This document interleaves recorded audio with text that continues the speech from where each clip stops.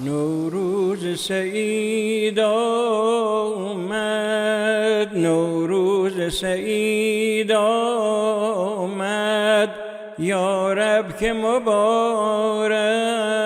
باد، یا رب که مبارک باد.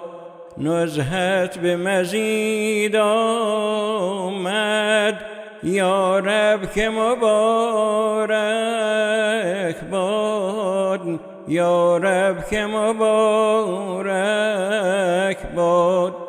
شد شدت دیکوته،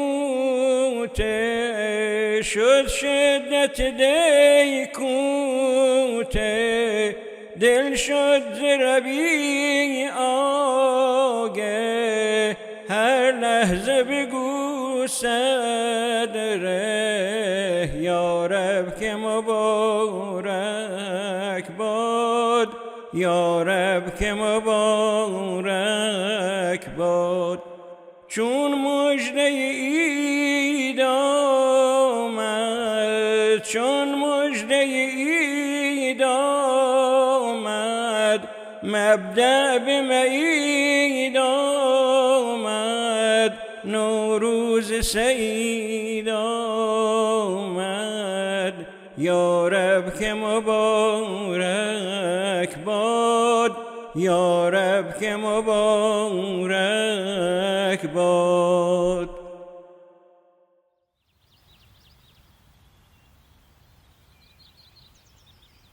Spring is here, and what a privilege it is to share this occasion with all of you.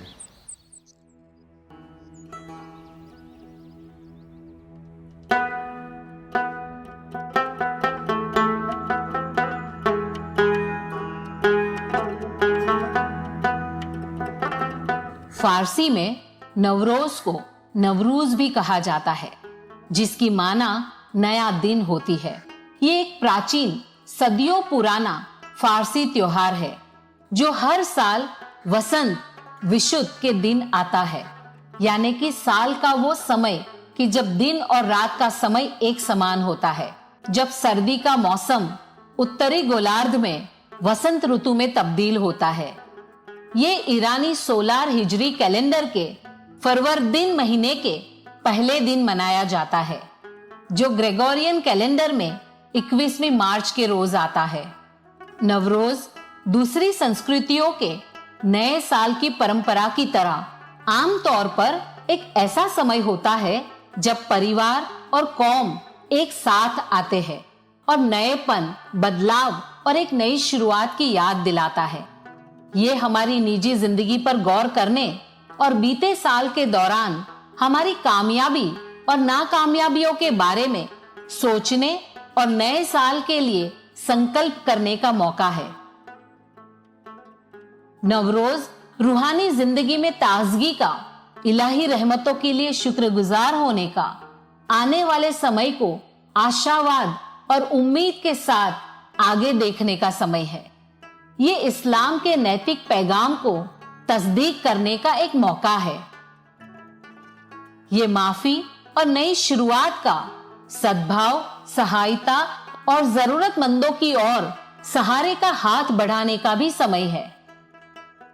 इस नए दिन सलामती, खुशहाली, रिज़्क और ईमान के लिए दुआ की जाती है। बिस्मिल्लाहिर्रहमानिर्रहीम। वआयतुल लहुमुल अर्ज़ुल मैततु अह्यैनाहा व अख़रजना मिन्हा हब्बन फमिन्हु यअकुलून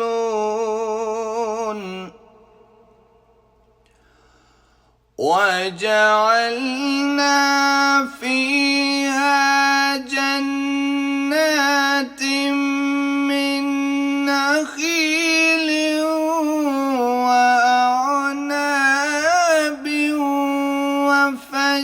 वफज्जरना फीहा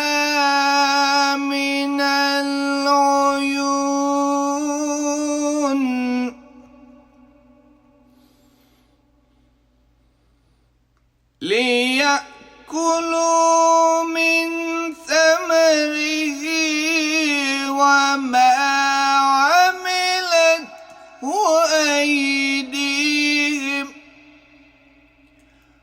أفلا يشكرون.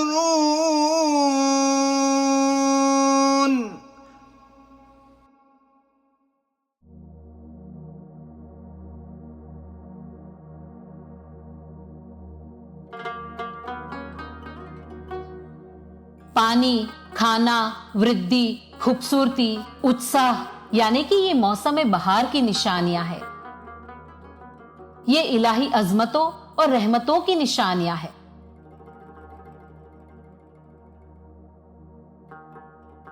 कुरान शरीफ में अल्लाह ताला ने अपनी शक्ति को बयां किया है कि बारिश की बरकत से हर साल कायनात में फिर से जान फूंकते हैं। जो घास, पेड़, अनाज, फल और सब्जियों को पनपने देती है। कुदरत की खूबसूरती और फजल हमें अल्लाह की ताकत और इंसान जात के तरफ दया और रहमतों से रूबरू कराती है कि जिसके लिए हमें हमेशा शुक्रगुजार रहना चाहिए।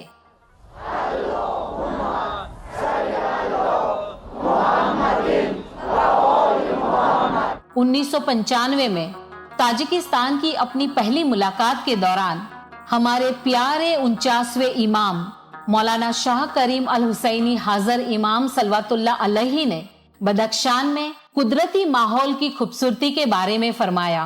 The Quran refers very often to nature as a reflection of Allah's power of creation. And it says, look at the mountains, look at the rivers, look at the trees, look at the flowers, as evidence of Allah's love for the people whom He has created. Today, I look at this environment and I say today, I believe Allah is smiling upon you. May His smile always be upon you.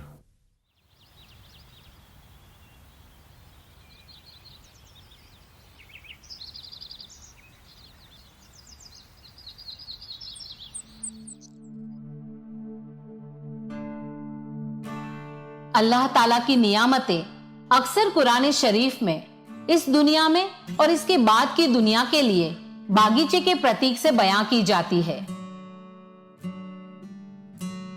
रेगिस्तान की बंजर और चिलचिलाती गर्मी से अलग ये बाग इलाही रहमत, जिंदगी, रिज़्क, खूबसूरती और आराम का प्रतीक है। नवरोज के बाद मौसम बहार में बाग खिलखिला उठते हैं। कई सालों से इमामत ने दुनिया भर में सार्वजनिक पार्क और बागों का निर्माण या पुनर्स्थापन किया है।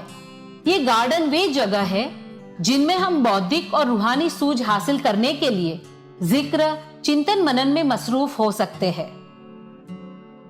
एक मुस्लिम होने के नाते इनका ताल्लुक हमारी अखलाकी जिम्मेदारियों से भी है, क्योंकि हम अल्लाह के सर्जन के अमानतदार हैं। हम पर एक मुकद्दस फर्ज भी है कि हम उस माहौल को बेहतर बनाएं और उसकी हिफाजत करें जो उसने हमें बख्शा है, और उन लोगों के जीवन की गुणवत्ता में भी सुधार लाए जिनके बीच हम रहते हैं। Gardens are a place where the ephemeral meets the eternal, and where the eternal meets the hand of man. The tradition of Islamic gardens places an emphasis on human stewardship, our responsibility to nature and to protect the natural world. And of course, the garden of ancient tradition, like the garden here today, is a place where, whatever difficult moments may come our way, we can always find in the flow of refreshing water a reminder of divine blessing.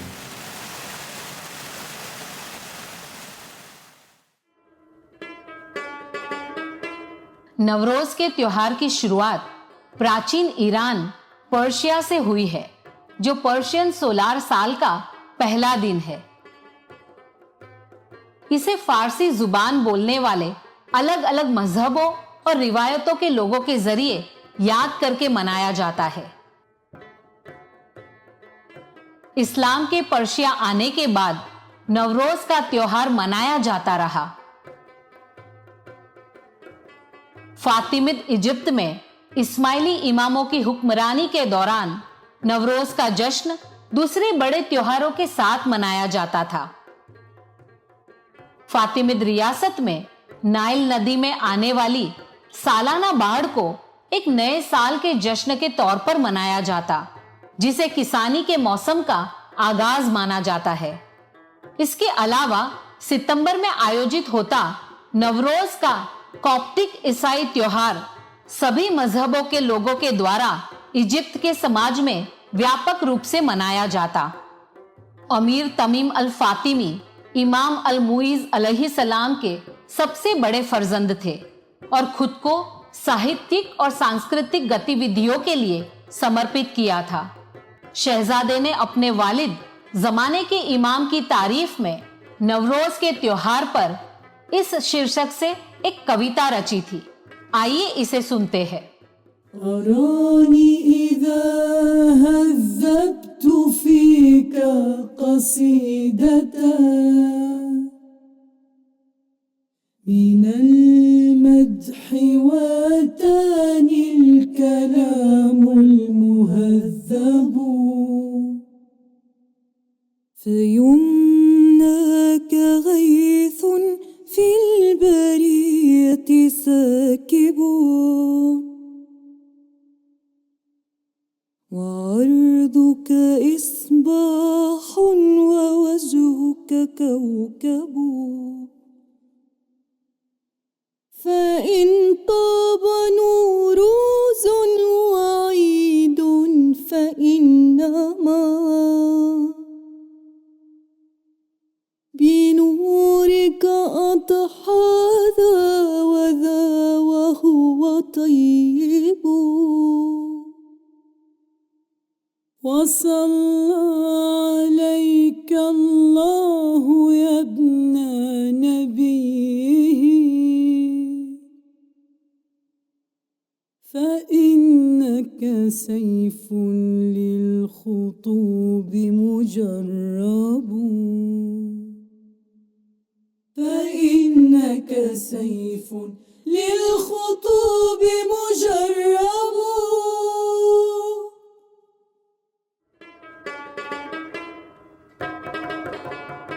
Navroz का उत्सव सदियों से मुस्लिम दुनिया के अलग अलग हिस्सों और उससे आगे के हिस्सों तक बढ़ा है।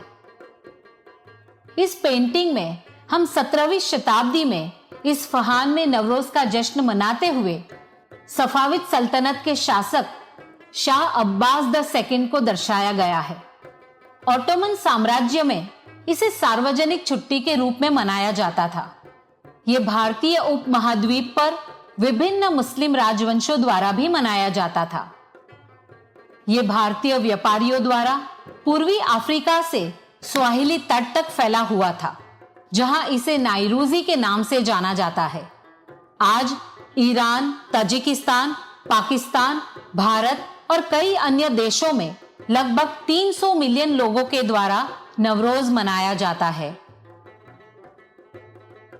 दुनिया के इन विभिन्न इलाकों में से हर एक में नवरोज को विविध तरीकों से मनाया जाता है। नवरोज का जश्न स्थानीय संस्कृति, रीति रिवाज और दुनिया के विभिन्न इलाकों में पाए जाने वाली धार्मिक मान्यता और अर्थघटन के साथ मिला हुआ है।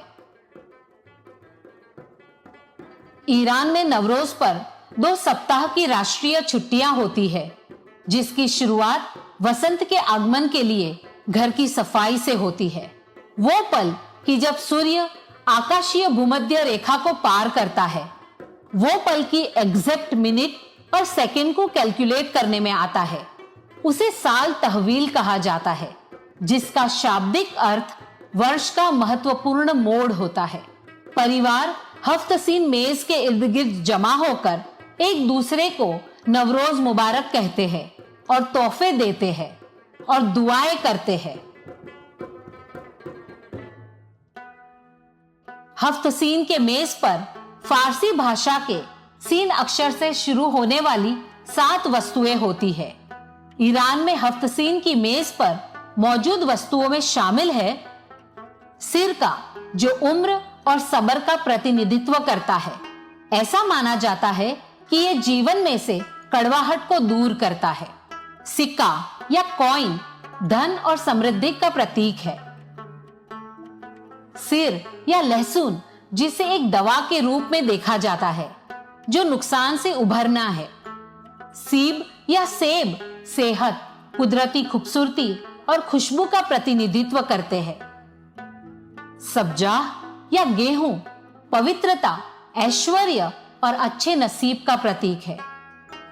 समानो मीठे गेहूं के जुआरे का हलवा जीवन में मिठास का प्रतीक है तथा सनबुल या हाइसिंथ खुशबू और जीवन का प्रतिनिधित्व करता है।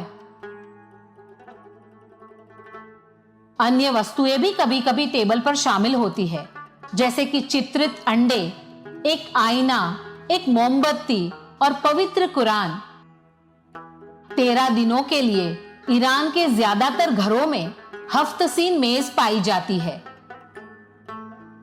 ईरान में इस्माइली जमात के सदस्य आम तौर पर जमात खाना की इमारतों में साले तहवील के लिए इकट्ठा होते हैं, जहां एक हफ्तसीन मेज रखी जाती है। वे संगीत वाद्य यंत्रों के साथ कसीदों की कुछ कड़ियों का पठन करके जश्न मनाते हैं।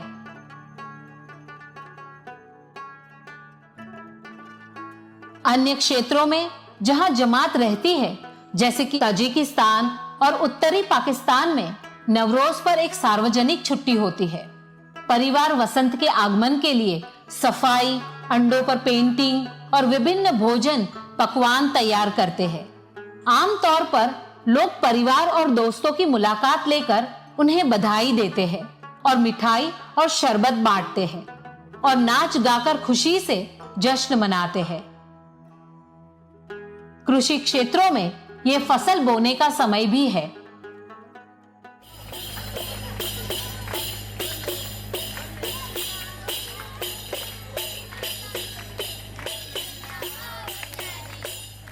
सीरिया में नवरोज मुख्य रूप से कुर्द और इस्माइलियों द्वारा मनाया जाता है। हालांकि वहां 21वीं मार्च को मदर्स डे के लिए एक सरकारी छुट्टी का दिन भी है। दुनिया भर में इस्माइली आमतौर पर जमात खाने में खास दुआओं के लिए और नवरोज का जश्न मिलजुल कर मनाने के लिए इकट्ठा होते हैं। दुनिया के कुछ हिस्सों में ड्राई फ्रूट्स, सूखे मेवे और अनाज, जिन्हें रोजी कहा जाता है, उसको जमाती मुरीदों के साथ बांटा जाता है, जो रिज़्क में बढ़ोतरी और रहमत का प्रतीक है। भक्ति कविताएं कसीदे, मनकबा, नशीद और गिनान के रूप में पढ़ी जाती है। ए जीनावरोज नादीन सोहामणा